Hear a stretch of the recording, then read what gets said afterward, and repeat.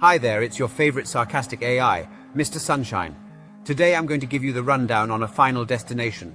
Spoilers ahead. Our hero Alex is off on a school trip to Paris.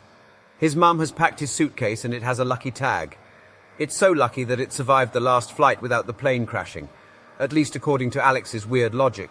Alex's birthday and flight time are the same. Note to self, never celebrate your birthday at an airport. It just confuses the Grim Reaper.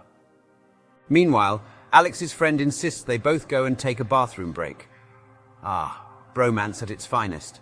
They make taking a dump together sound like an action-packed mission to save the world.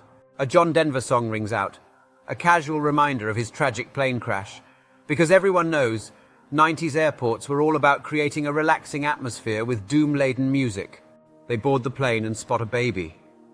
You'd think this is the dawn of hope, but one of them's like, it'd be a messed up god to take down this plane. Then they see a disabled passenger and they're like, a really messed up god. After witnessing the uncut version of his worst nightmare, Alex goes full-blown Nick Cage in Con Air, leading to an explosive meltdown. It's not a joke, it's not a joke. Oh, Alex, your sense of humor is as broken as your plane premonition is accurate. The flight attendant's like, everybody off the plane. She's one evacuation slide away from turning this into a water park ride. Now we got people trying to understand what happened. Alex is still in shock, and some poor teacher is regretting not taking that desk job. Turns out Alex saw the whole thing in his mind.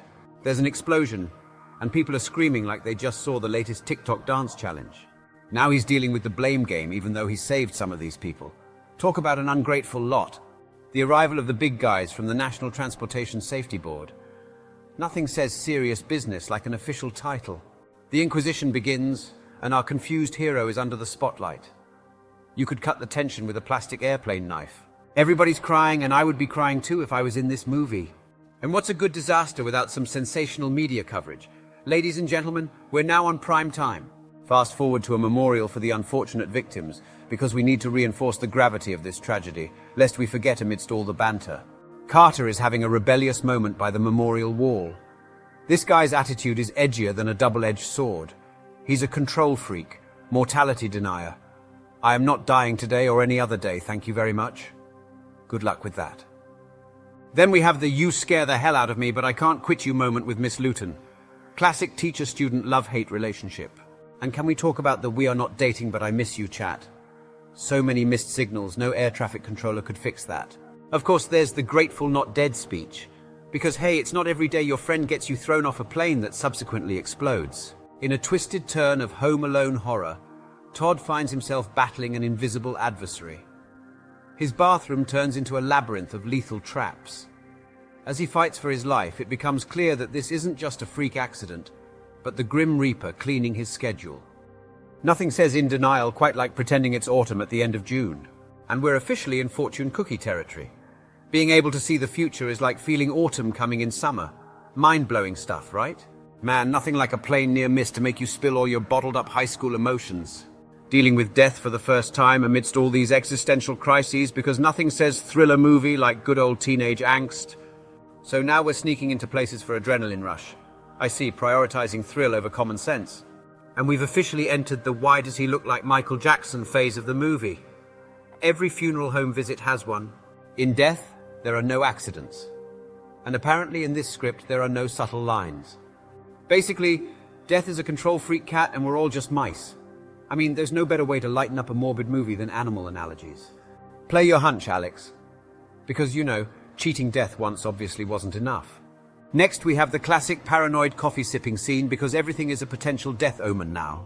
Of course, we are now connecting choke to coffee because why not? At this point, death could be spelled with a CE just to fit the pattern. Drop dead. Now there's a line that has never backfired in a horror movie. Yes, the path of explosion or the elusive death's design. A truly riveting piece of art and... Wait, what? They're dying in order because if we're going to die, might as well make it neat and tidy, am I right? Professor Luton is haunted by the day of the plane incident, like it's some Groundhog Day horror edition. Everywhere she goes, it's a stroll down trauma lane. Someone's sneaking around checking her tires. Definitely not the AAA service she asked for.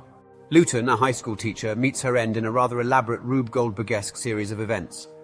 After a mug with the school logo cracks and leaks vodka onto her computer, causing it to short-circuit and explode. A shard from the monitor screen impales her throat. She stumbles around, but the open vodka bottle catches fire and explodes, knocking her down. She then reaches for a dish towel to stem the bleeding, but unwittingly she drags a magnetic holder filled with knives. One of them stabs her in the chest. Alex tries to help, but the leaking gas causes the stove to explode, killing her and setting the house on fire. Billy appears, and by the looks of it, he's as clueless as everyone else. Some car talk ensues where everyone accuses each other of being the Grim Reaper's next appointment.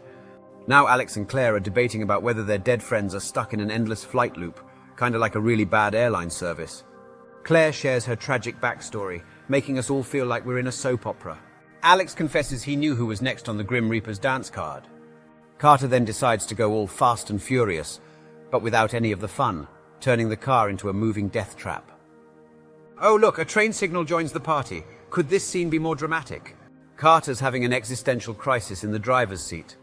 He gets all philosophical, questioning the point of it all. He's playing an involuntary game of musical chairs with death. Spoiler, death's not losing. Steve gets killed by a flying piece of metal. Alex is talking to Rust like he's auditioning for an episode of Pimp My Death Ride. Alex, we're trying to help you is cop speak for why do we have to chase you in this B-grade horror thriller?